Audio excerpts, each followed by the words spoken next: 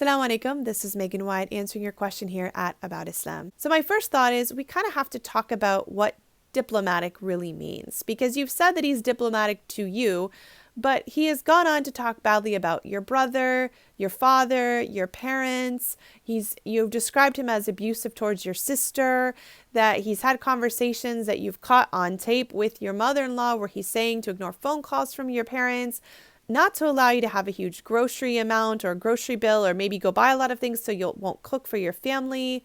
I mean, really, where is the diplomacy? If somebody insults everyone that you love behind your back, but also to your face, this isn't someone who's respecting you in any way. Because to respect you means to speak respectfully about your family. To respect you means to address any issues, like legitimate issues he might be having, in a most respectable and dignified manner. To respect you is not to speak about you behind your back to your mother-in-law, including issues from the bedroom and other issues that you guys are having. So really, he's not being diplomatic. He's being two-faced, but not diplomatic. And you have a right, of course, to be upset and hurt by all of the things that you discovered and all of the things that he's saying. And so the question is, what do you want to do about it? How do you want to tackle this? Do you think he's a person that has a heart that you can appeal to? Do you think he's a person that has a degree of taqwa that you can appeal to? And if so, what is the best way to do that? It doesn't sound like there's going to be a pretty tidy way for you to say, hey, I've recorded you speaking to your mom and I heard everything that you said about me and our issues and my parents and how you feel about me. And what are we going to do about it? There's not, no matter which way you try to do that, it's going to blow up in your face probably, because his ego is going to kick in, his defense mechanism is going to kick in, and probably, my best guess, I could be wrong, but instead of taking responsibility for what he said, he's going to start accusing you of how could you spy on us? How could you do that? How could you stoop so low? How could you invade our privacy regarding him and his mom? My best guess is he's going to turn this around on you. I would like to be wrong, but if that's the case, how do you want to handle that? If he turns it around, you can say, yep, you're right. I did spy. I did invade your privacy, but here's what you've said. I mean, you're going to have to accept that you technically crossed a boundary in order to find out the truth.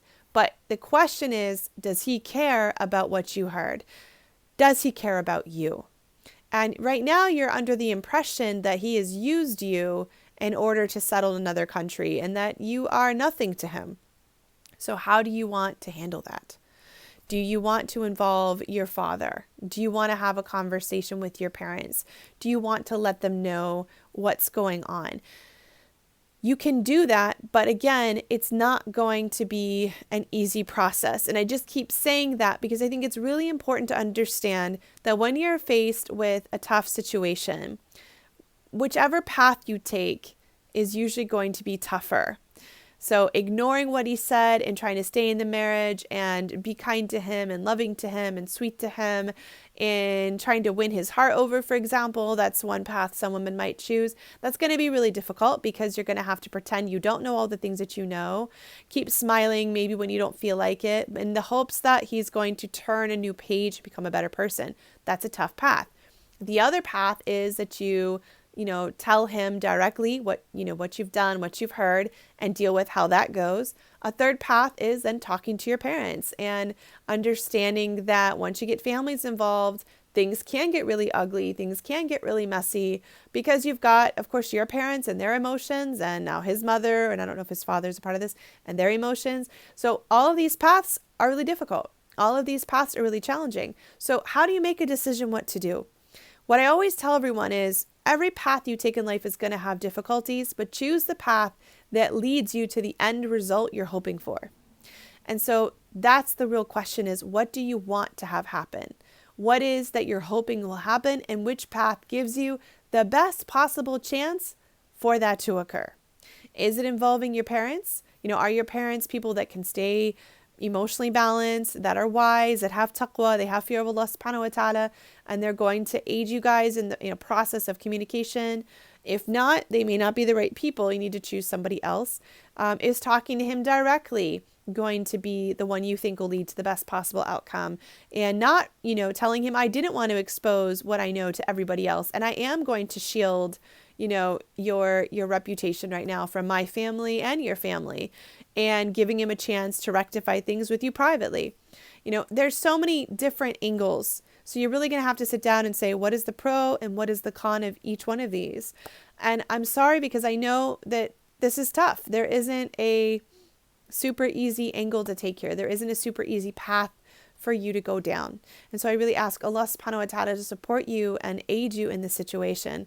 But for sure, you can't sit doing nothing, because nothing isn't really an option for you. You've got to figure out what you want to do and make a decision and accept whatever challenges and consequences may happen as a result of the choice you make. And that's where having sabr is going to come in, and having patience. So what's the outcome that you're looking for? No matter which way you address it or not address it, there are going to be challenges. Which one is best for you? Which one is best for the next decade of your life? Which one do you think is going to set you on the right path? Is this a marriage that you believe has so much merit that you can, by addressing things, it's savable? Is this a person that you believe that you want to stay with and committed to? Is this a person who you believe would take outside opinion or advice or nasiha? There's a lot of different things for you to consider in all of this. And so I want you just to take some time, journal to yourself, write down all of the things that have happened, how you're feeling about it, and then just weigh your options. Which one you want to take, which path, the pros, the cons, the outcome you think is most likely to happen, and choose the one that you feel is going to be best for your dunya and your akhirah, and the one that's going to help you the most. And of course, pray istikhara. Always pray istikhara before you make a major decision like this, because the goal is for Allah subhanahu wa ta'ala to be pleased with you. The goal is for you to be in the favor of Allah, and to know that whichever path you take, it's the path that Allah subhanahu wa ta'ala wants you to be taking, that it's a blessed path. And again, a blessed path doesn't mean there's no hardship. It doesn't mean it's never going to be difficult, but it's the path that inshallah leads you to the best healthy outcome down the road. So I hope this gives you a place to begin. And again, with a heavy heart, I want to extend to you just that, it's very hard to hear that you've, listened to conversations that you never expected to hear, but you had a hunch, right? You had a hunch that things weren't all that they seemed, and you were correct. So it also tells you that your gut instincts are very strong, and to trust yourself as well. Take care. May Allah bless you. Assalamu alaikum.